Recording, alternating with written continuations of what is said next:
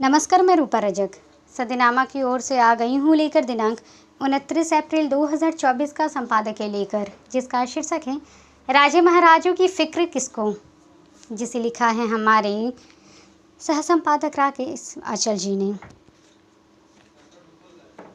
आज का हमारा विषय राजे महाराजाओं से संबंधित है, जिसके कई महत्वपूर्ण चरण होते हैं। तीसरे चरण के मतदान के ठीक पहले कांग्रेस द्वारा देश के राजाओं और महाराजाओं के अपमान का मुद्दा पेश कर दिया गया। माननीय मोदी जी ने कर्नाटक में आधा दर्जन आम चुनावी सभाओं में जोर देकर कहा है कि कांग्रेस के शहजादी को हमारे राजा महाराजाओं के योगदान याद नहीं आते।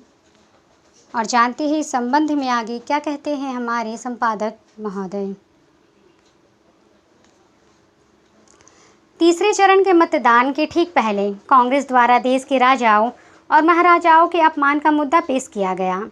माननीय मोदी जी ने कर्नाटक में आधा दर्जन आम चुनावी सभाओं में जोर देकर कहा कि कांग्रेस के शहजादी को हमारे राजा महाराजाओं के योगदान याद नहीं आते।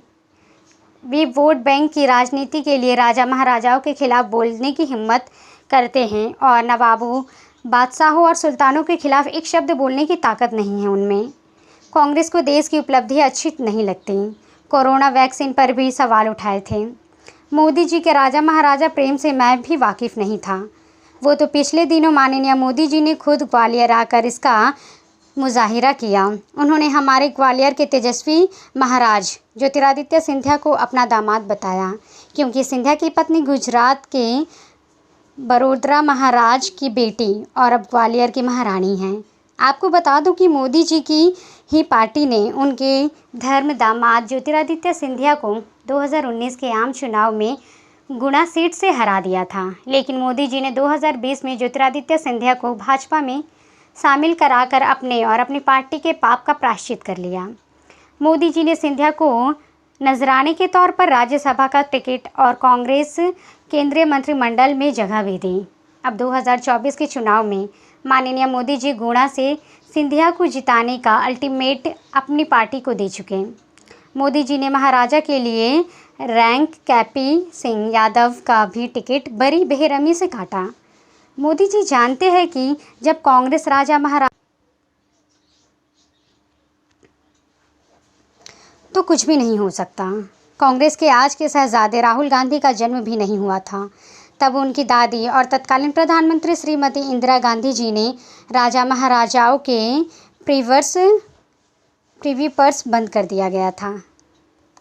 आपको बता दूं कि 1947 में जब भारत आज़ाद हुआ, उस समय लगभग 565 रजवाड़े रियासतें थीं, जिन्हें प्रिंसली स्टेट कहा जाता था।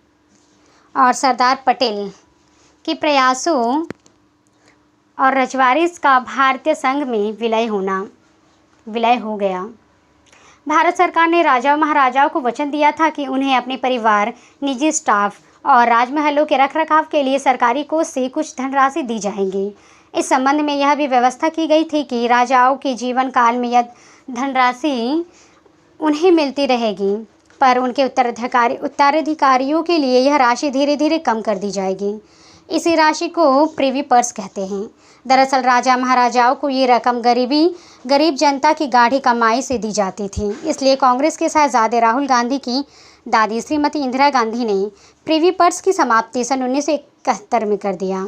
सितंबर 1970 में प्रधानमंत्री इंदिरा गांधी ने प्रिवी पर्स को समाप्त करने के लिए लोकसभा में एक संविधान संशोधन विधेयक पेश किया। लोकसभा में तो इसे दो तिहाई बहुमत मिल गया, पर राज्यसभा में इसके पक्ष में आवश्यक विशेषाधिकार समाप्त कर दिए। लेकिन 15 दिसंबर 1970 में उच्चतम न्यायालय ने इस अध्यादेश को अवैध करार कर दिया, परंतु इंदिरा गांधी की सरकार इस प्रिवी पर्स को खत्म करने के लिए दृढ़ संकल्प की थी। 1971 में इंदिरा सरकार को शानदार जीत हासिल हुई और फिर 25वें संशोधन अधिनियम द्वारा देशी रियासतों के शासकों के प्रिवी पर्स और विशेषाधिकार समाप्त कर दिए गए। दिलचस्प की बात यह है कि आज माननीय मोदी जी जिन राजा महाराजाओं के मान सम्मान की गुहार लगा रहे हैं, उन राजाओं महाराजाओं में सबसे ज़्यादा प्रिवी पर्स मैसूर के राज परिवार को मिला, जो 26 लाख रुपए सालाना था। हैदराबाद के निज़ाम को 20 लाख रुपए मिले थे। वैसे प्रिवी पर्स की रेंज भी काफ़ी दिलचस्प थी। कटौदिया के शासक को प्रिवी पर्स के रूप में महज 192 रुपये सालाना की रकम मिली। 595 शासकों में 398 के हिस्से 50,000 रुपये सालाना में कम रकम दी गई। 1947 में भारत के खाते से 7 करोड़ रुपए प्रिवी पर्स के रूप में निकले। 1970 में ये रकम घटकर 4 करोड़ रुपए सालाना हुई। तो ये था दोस्तों हमारा आज का संपादकीय। कल फिर लौटेंगे एक नए विषय, एक नए संपादकीय के साथ। तब तक के लिए नमस्कार।